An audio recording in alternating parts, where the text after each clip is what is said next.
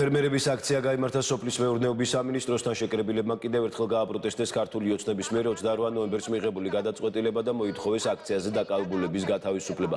ფერმერების სფეროში არსებულ გამოწვევებზე ლაპარაკობენ და ამბობენ, რომ ხელისუფლებისგან საჭიროა სფეროს მიმართ მეტი ყურადღება.